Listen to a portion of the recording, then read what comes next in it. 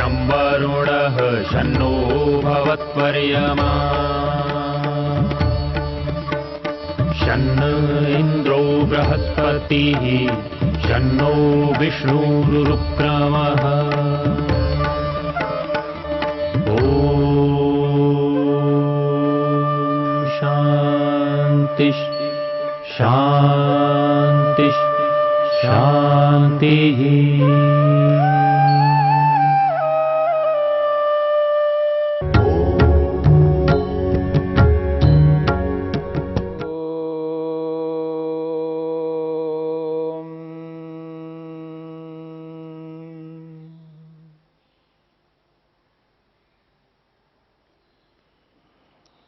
साधन पाद के चौथे सूत्र को लेकर के हम विचार कर रहे हैं। अविद्या क्षेत्रम उत्तरेषाम प्रसुप्त तनु विच्छिन्नोदाराणाम। अविद्या को क्षेत्र के रूप में, प्रसव भूमि के रूप में प्रस्तुत किया है। अस्मिता राग द्वेष और अभिनिवेश का कारण है, आधार है।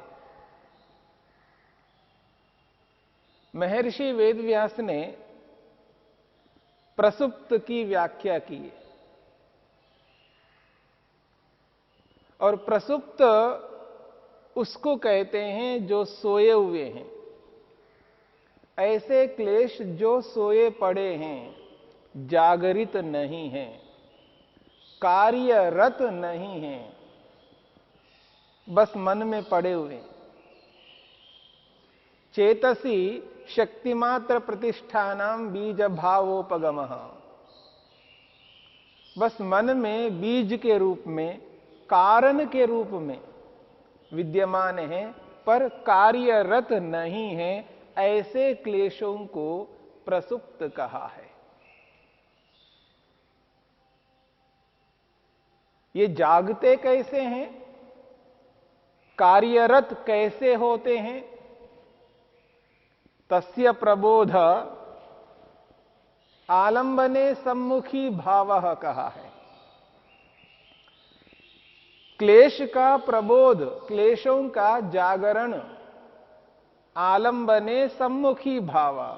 जब आलंबन सामने आ जाते हैं, अर्थात विषय सामने आ जाते हैं, रूप रस गंध स्पर्श शब्द, ये जब सामने आ जाते हैं, रूपवान पदार्थ, रूप वाली वस्तुएं, रूप रस गंध स्पर्श शब्द वाले जितने भी पदार्थ हैं, चाहे जड़ के रूप में हो चाहे चेतन के रूप में हो, जब ये आलंबन सामने उपस्थित होते हैं, तस्य प्रबोधा, उनका जागरण हो जाता है। फिर वो कार्यरत हो जाते हैं। अविद्या, अस्मिता, राग द्वेष और अभिनिवेश। जब आलंबन सामने नहीं है, प्रसुप्त अवस्था में है, सोए हुए हैं। अब ये जो सोए हुए क्लेश हैं, इनका जागरण आलंबन के सामने आने पर होता है। प्रश्न उपस्थित होता है, सबको ये स्थिति देखनी पड़ती है? सब लोग इसी प्रकार आलंबनों के सामने उपस्थित हो जाने पर क्लेशों से युक्त होते हैं? या कोई ऐसा भी व्यक्ति है जब आलंबन सामने हो तो भी जागृत ना हो क्लेश? न अविद्या, न अस्मिता, न राग, न द्वेष, न अभिनिवेश, कोई भी क्लेश जागृत ही ना हो, ऐसा कोई व्यक्ति है संसार में? या ऐसा कोई व्यक्ति हो सकता है? ऐसी योग्यता प्राप्त की जा सकती है? तो महर्षि वेदव्यास कहते, हां, क्यों नहीं। प्रसंख्यानवतो दग्ध क्लेश बीजस्य सम्मुखी भूते अपि आलंबने न असौ पुनरस्ति। महर्षि वेदव्यास कहते हैं, वो व्यक्ति है जिसने प्रसंख्यान रूपी तत्व ज्ञान को प्राप्त किया है,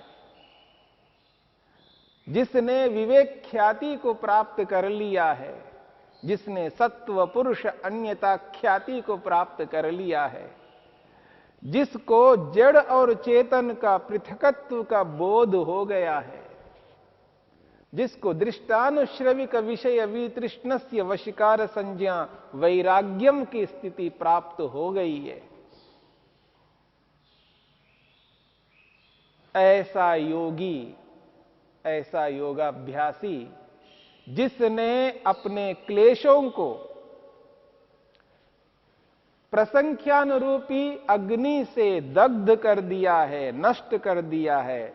दग्ध क्लेश बीजस्य, जिन क्लेशों को नष्ट कर दिया है, जैसे कि चने को भून लिया जाता है, ठीक इसी प्रकार तत्वज्ञान रूपी अग्नि से अपने क्लेशों को उसने भून लिया है।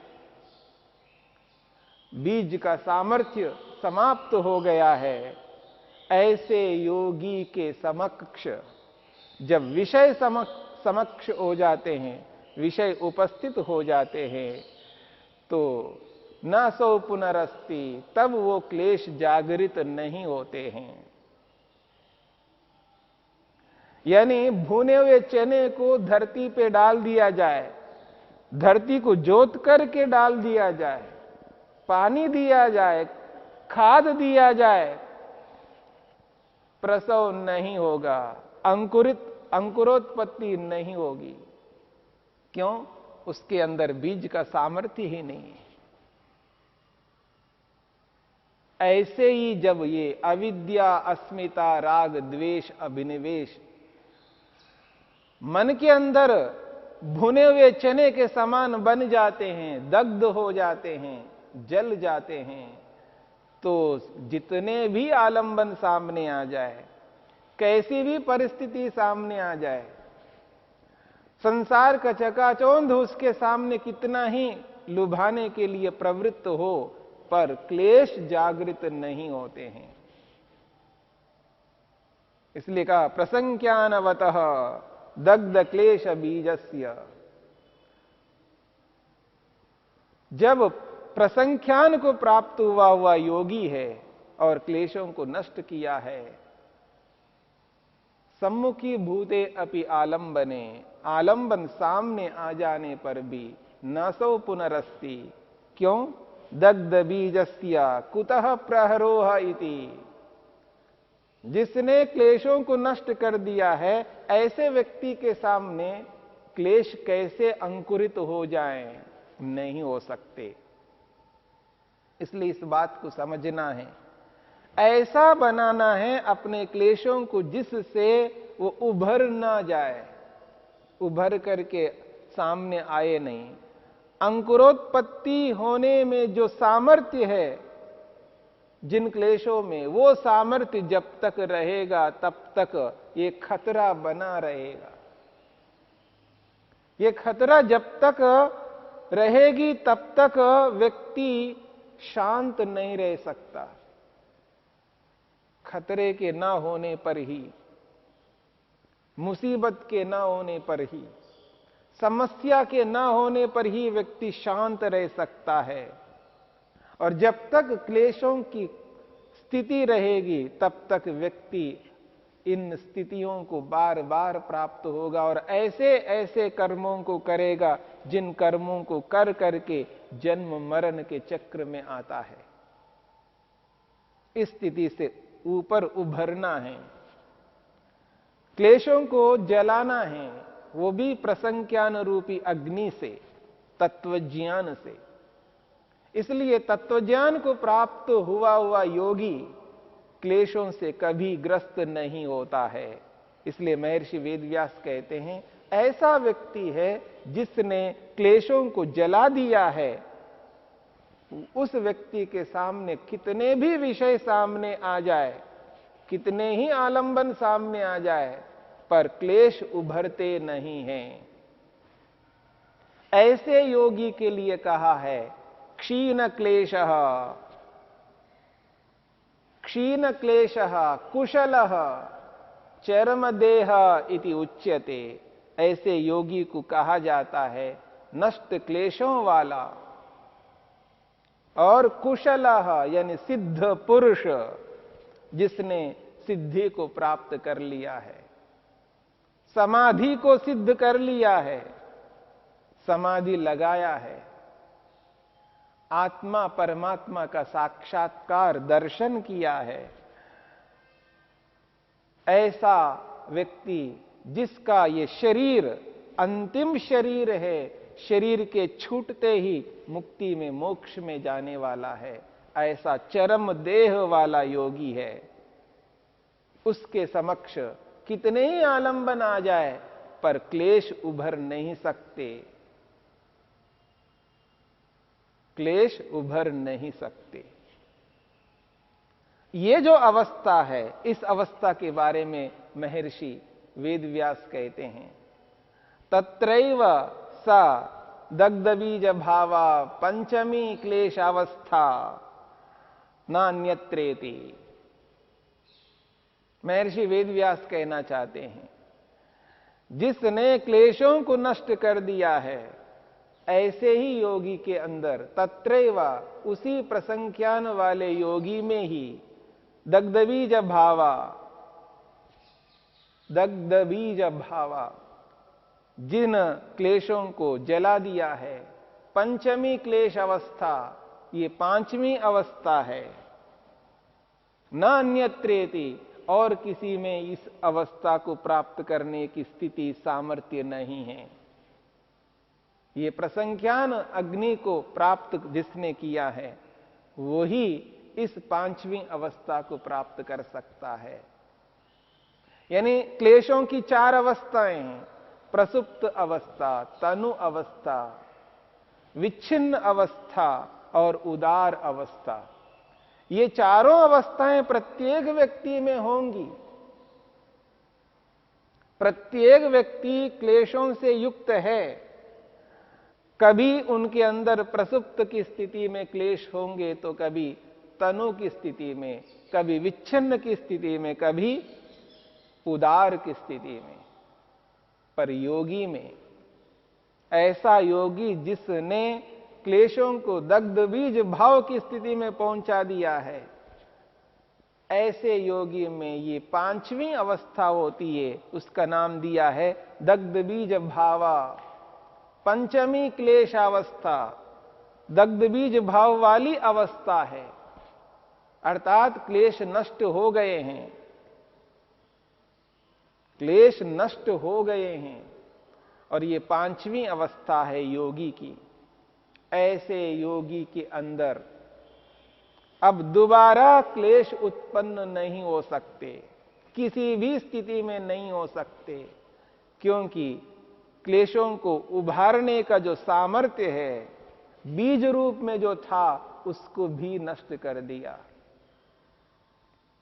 इसलिए महर्षि वेदव्यास कहना चाहते हैं, सताम क्लेशानाम बीज सामर्थ्यम दग्धमिति।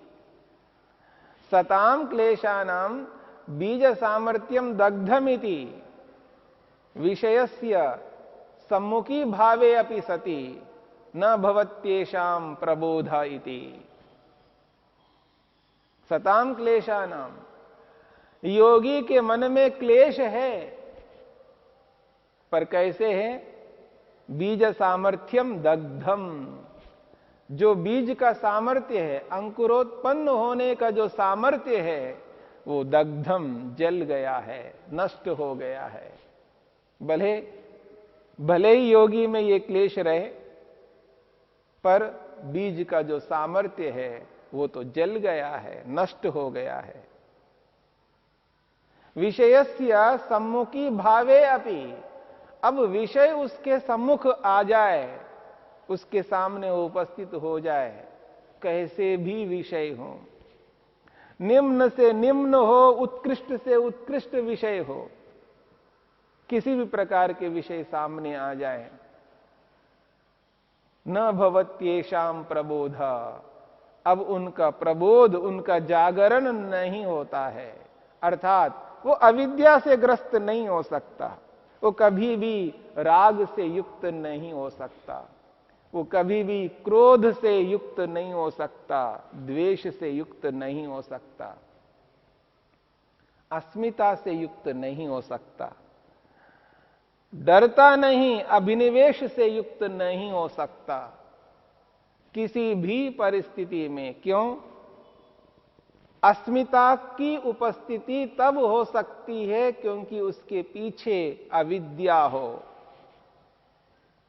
अविद्या क्षेत्रम, अविद्या जो है उत्पत्ति का स्थान है, अविद्या आधार है, मूल कारण है अस्मिता की उत्पत्ति में। अस्मिता का कारण है अविद्या, पर वो अविद्या ही नहीं है, वो तो नष्ट हो गई है, तो अस्मिता कहां से जागेगी?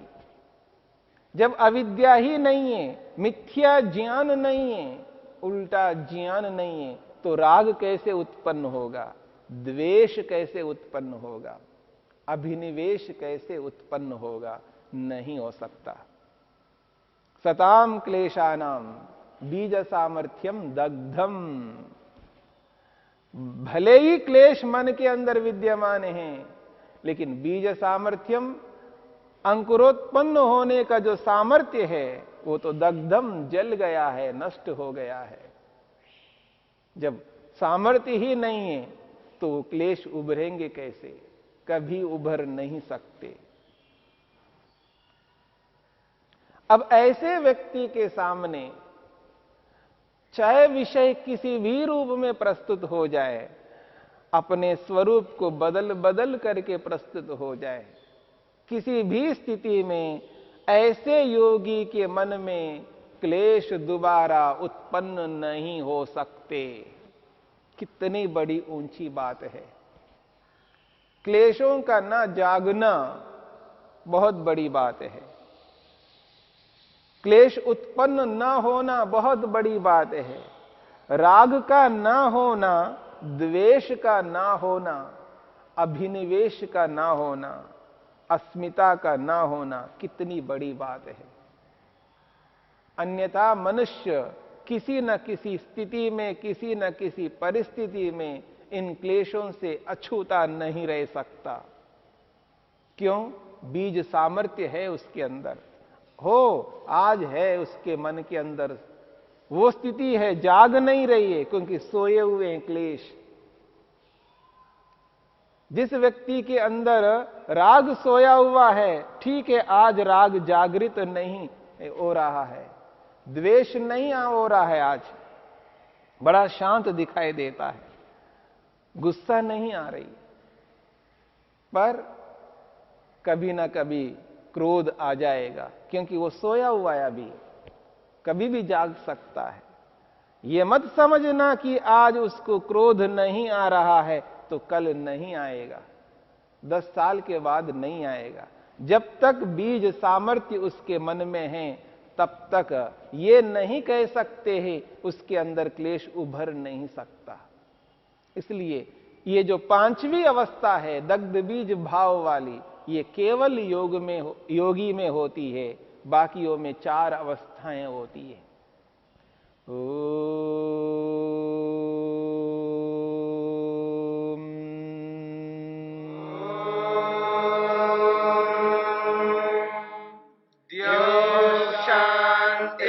शांतिरंतरिक्षम शांतिर्पृथिवी शांतिरापः शांतिरोषधयः शांतिः वनस्पतयः शांतिर्विश्वे देवा शांतिर्ब्रह्म शांति सर्वं शांति शांतिरेव शांति शाम